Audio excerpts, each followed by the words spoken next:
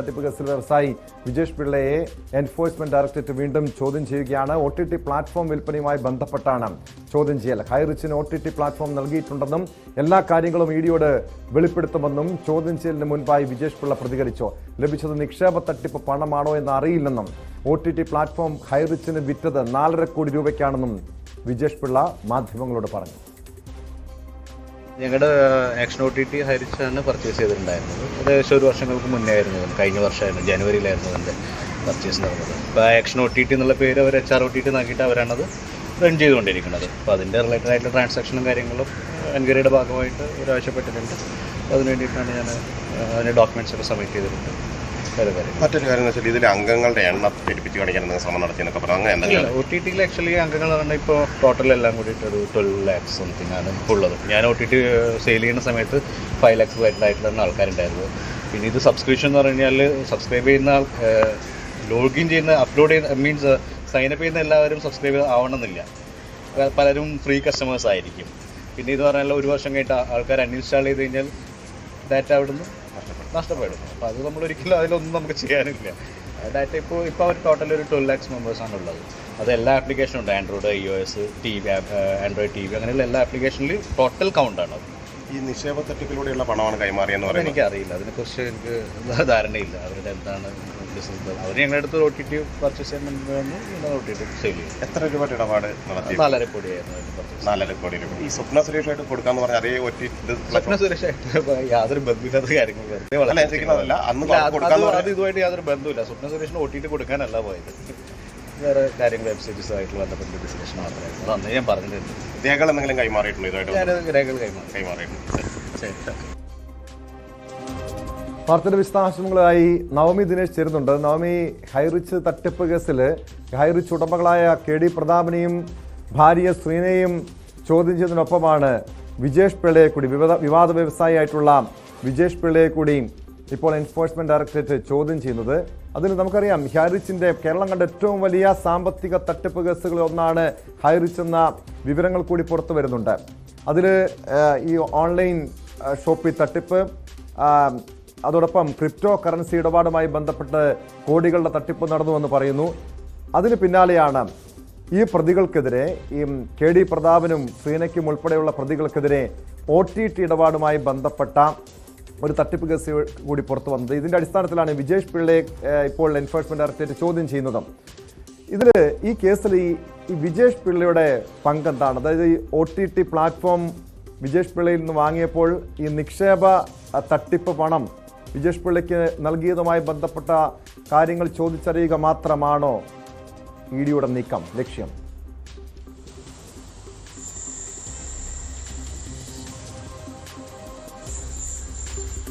ടോമി, OTTയുമായി ബന്ധപ്പെട്ട കാര്യങ്ങൾ, വിശദാംശങ്ങൾ, രേഖകൾ ഹാജരാക്കാനും ചോദിച്ചറിയാനും വേണ്ടി തന്നെയാണ് വിജേഷ് പിള്ള ഇന്നും ഇഡിക്ക് മുന്നിൽ ഹാജരായത്. എന്തായാലും നമ്മൾ ഇപ്പോൾ വിജേഷ് പിള്ളയുടെ പ്രതികരണത്തിൽ കേട്ടതുപോലെ വലിയ ആത്മവിശ്വാസത്തിലാണ് ഇഡിക്ക് മുന്നിൽ വിജേഷ് പിള്ള ഇപ്പോൾ ഉള്ളത്. ചോദ്യം ചെയ്യൽ ഇപ്പോഴും തുടരുകയാണ്. ഇതിൽ പ്രധാനപ്പെട്ട കാര്യം, ഈ ഗ്രോസറി ഉൽപ്പന്നങ്ങളുടെ വിൽപ്പനയ്ക്കായി ഹൈറിച്ച് എന്ന കമ്പനി ഓൺലൈൻ പ്ലാറ്റ്ഫോമിലൂടെ മൾട്ടി ലെവൽ മാർക്കറ്റിംഗ് ആണ് ഉദ്ദേശിച്ചത്. ഇതിനുവേണ്ടി പലരിൽ നിന്നും ലക്ഷങ്ങളും കോടികളും ഒക്കെ കൈപ്പറ്റി. അതൊരു തട്ടിപ്പാണെന്ന് പിന്നീട് തിരിച്ചറിഞ്ഞു. പിന്നീട് ഇവർ നടത്തിയ മറ്റൊരു തട്ടിപ്പ് ക്രിപ്റ്റോ കറൻസിയിലാണ്. ഇതിലേക്കുള്ള നിക്ഷേപത്തിന് വേണ്ടിയിട്ടും പണം തട്ടി. ഇതിനൊടുവിലാണ് OTT, ഈ OTT പ്ലാറ്റ്ഫോം, അതായത് ഈ ഹൈറിച്ച് കമ്പനി ഒരു OTT വാങ്ങി. അത് ഈ നമ്മുടെ വിജേഷ് പിള്ളയുടെ കയ്യിൽ നിന്നുള്ള ഒരു OTT ആണ് ഹൈറിച്ച് കമ്പനി ഉടമസ്ഥർ വാങ്ങിയത്. അതിനുശേഷം അവർ HR എന്നുള്ളൊരു പേരിൽ ആ OTTയെ മാറ്റുകയും ചെയ്തു. ഈ രീതിയിൽ ഉള്ളൊരു ഈ OTT വാങ്ങിയ സമയത്ത് നൽകിയ പണം, അതായത് 4.5 കോടി രൂപയാണ് വിജേഷ് പിള്ളയ്ക്ക് ഈ OTT വിറ്റതിലൂടെ ഹൈറിച്ച് ഉടമസ്ഥർ നൽകിയത്. പക്ഷേ ഈ പണം കള്ളപ്പണമാണോ എന്നുള്ളൊരു സംശയമാണ് അന്വേഷണ സംഘത്തിനുള്ളത്. കാരണം ഈ 4.5 കോടി ഈ ആദ്യം നടത്തിയ തട്ടിപ്പുകളിൽ നിന്നൊക്കെ, ഈ ക്രിപ്റ്റോ കറൻസിയും ഒപ്പം തന്നെ ഈ മാർക്കറ്റിംഗുമായി ബന്ധപ്പെട്ടവരിൽ നിന്നൊക്കെ ശേഖരിച്ച പണമാണോ ഈ OTTക്ക് നൽകിയതെന്നുള്ളൊരു സംശയമാണ് അന്വേഷണ സംഘത്തിന് ഉള്ളത്. അതുകൊണ്ട് തന്നെയാണ് ഇവരെ 3 പേരെയും ചോദ്യം ചെയ്യാനായി ഇ ഡി വിളിപ്പിച്ചത്. ഇതിൽ വിജേഷ് പിള്ള പറയുന്നു 4.5 കോടിയാണ് തന്നിട്ടുള്ളത്. പക്ഷേ ഇത് നിക്ഷേപകരിൽ നിന്നുള്ള ഒരു പൈസയാണോ തനിക്ക് നൽകിയതെന്ന് ഇപ്പോഴും വ്യക്തമായിട്ടില്ല. അത് ഇ ഡി തന്നെ അന്വേഷിക്കട്ടെ. തന്റെ ഭാഗത്തു നിന്നുള്ള രേഖകളെല്ലാം താൻ ഹാജരാക്കും. ഇതിൽ പ്രധാനപ്പെട്ട മറ്റൊരു കാര്യം, ഈ വിജേഷ് പിള്ള ചതിച്ചു അല്ലെങ്കിൽ പറ്റിച്ചു എന്ന് ഹൈറിച്ച് ഉടമസ്ഥർ പറയുന്നതിൽ പ്രധാനപ്പെട്ട കാര്യം ഈ ഒരു ഓൺലൈൻ ഈ OTT ആണ്.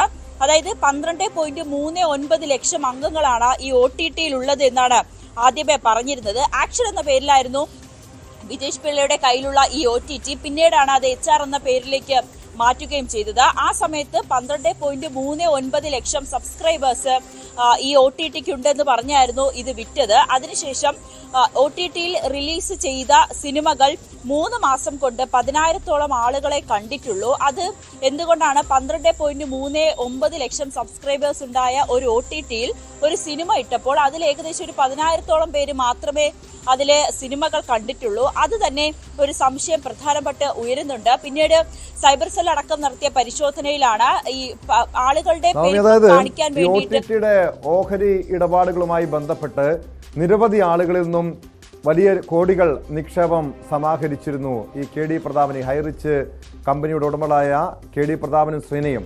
അതിലവർ ചൂണ്ടിക്കാണിച്ചത് കോടിക്കണക്കിന് ആളുകളുണ്ട്, വ്യൂവേഴ്സ് ഉള്ള ഒരു OTT പ്ലാറ്റ്ഫോമാണെന്നാണ്. ഇതിൽ എൻഫോഴ്സ്മെന്റ് ഡയറക്ടറേറ്റ് ചോദ്യം ചെയ്തപ്പോഴാണ് വിജേഷ് പിള്ളയെക്കുറിച്ചും വിജേഷ് പിള്ളയെ തങ്ങളെ കബളിപ്പിച്ചത് തുടങ്ങിയ വിവരങ്ങളൊക്കെ പുറത്തു വന്നത്. ഒരുപക്ഷെ അങ്ങനെ വിജേഷ് പിള്ള ഇവരെ കബളിപ്പിച്ചുവെങ്കിൽ ആ രീതിയിലുള്ളൊരു നടപടി കൂടി വിജേഷ് പിള്ളയ്ക്കെതിരെ ഉണ്ടാകാനുള്ള സാധ്യത കൂടി നോക്കിക്കാണണോ?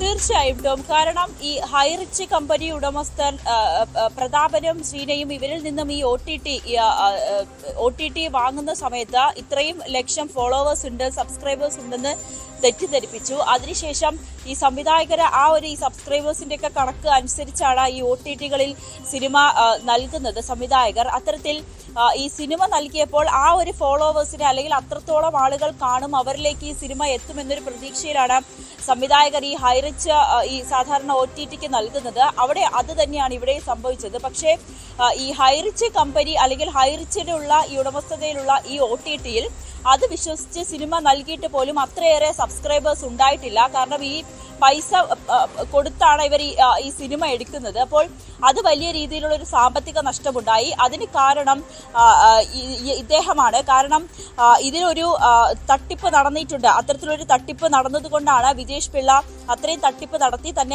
തങ്ങളെ വഞ്ചിച്ചു എന്നുള്ളൊരു പരാതി കൂടി നൽകുന്നത്. കാരണം ഇത്രയും ഫോളോവേഴ്സ് ഉണ്ട് അല്ലെങ്കിൽ ഇത്രയും സബ്സ്ക്രൈബേഴ്സ് ഉണ്ട് എന്ന് വിശ്വസിപ്പിച്ചാണ് 4.5 കോടി രൂപ കൈപ്പറ്റി ഈ OTT പ്ലാറ്റ്ഫോം വിറ്റത്. പക്ഷേ അതൊരു തട്ടിപ്പായിരുന്നു. ആളുകളുടെ എണ്ണം പെരുപ്പിച്ച് കാണിച്ച് തന്നെയാണ് ഇതിലൊരു തട്ടിപ്പ് നടത്തിയിരിക്കുന്നത്. ഈ 4.5 കോടി കൊടുത്ത 4 കോടി എങ്ങനെയായിരിക്കും വിജേഷ് ഇത് ഈ കേസില് ഒരു പ്രധാനിയാണ്. ഈ കേസില് ഒരു പ്രധാനിയാണെന്ന് പറയുന്നുണ്ട്.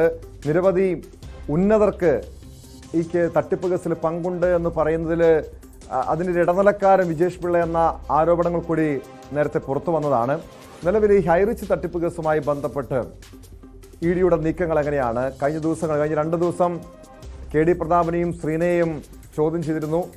ഈ തട്ടിപ്പുമായി ബന്ധപ്പെട്ട് തട്ടിപ്പിന്റെ വ്യാപ്തി വളരെ വലുതാണെന്ന് പറയുന്നുണ്ട്. 1500 കോടിയിലധികം രൂപയുടെ തട്ടിപ്പ് നടന്നുവെന്ന് എൻഫോഴ്സ്മെന്റ് ഡയറക്ടറേറ്റ് നിലവിൽ കണ്ടെത്തിയിട്ടുണ്ട്. പക്ഷെ അതുമല്ല, അതിനപ്പുറമുള്ള ഒരു കണക്കുണ്ടെന്നാണ് പൊതുവെയുള്ളൊരു വിലയിരുത്തൽ. പക്ഷേ അധികം ആളുകൾ ഇവർക്കെതിരെ പരാതിയുമായി ഇതുവരെയും രംഗത്തെത്തിയിട്ടില്ല. ഒരു കള്ളപ്പണ നിക്ഷേപം ഉണ്ട് എന്ന ഒരു വിലയിരുത്തൽ കൂടി EDക്കുണ്ടോ?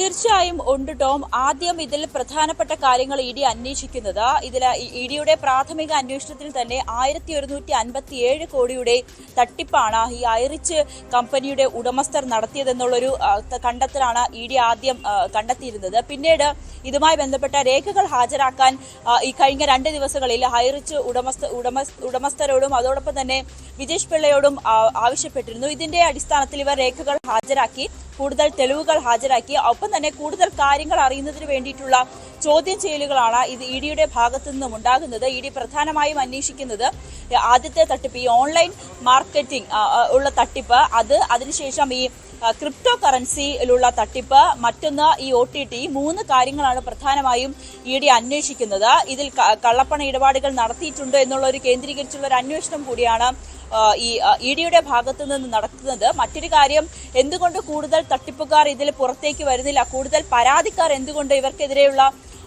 പരാതിയുമായി EDയെ സമീപിക്കുന്നില്ല അല്ലെങ്കിൽ പോലീസിനെ സമീപിക്കുന്നില്ല എന്നുള്ളൊരു ചോദ്യമാണ്. ഇതിൽ പ്രധാനപ്പെട്ട കാര്യം ടോമി, ക്രിപ്റ്റോ കറൻസിയിൽ ഉണ്ടായ ഒരു വലിയ രീതിയിലുള്ള തട്ടിപ്പാണ് ED പ്രധാനമായും ചൂണ്ടിക്കാട്ടുന്നത്.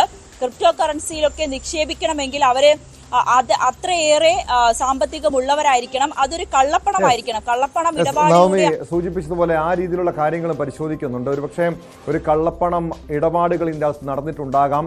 അതുകൊണ്ടാണ് കൂടുതൽ ആളുകൾ, നിക്ഷേപകർ പരാതിയുമായി രംഗത്തെത്താത്തത് എന്നൊരു സംശയമാണ് എൻഫോഴ്സ്മെന്റ് ഡയറക്ടറേറ്റിനുള്ളത്. എന്തായാലും ഹൈറിച്ച് തട്ടിപ്പ് കേസിൽ വിജേഷ് പിള്ളയുടെ ചോദ്യം ചെയ്യൽ പുരോഗമിക്കുകയാണ്.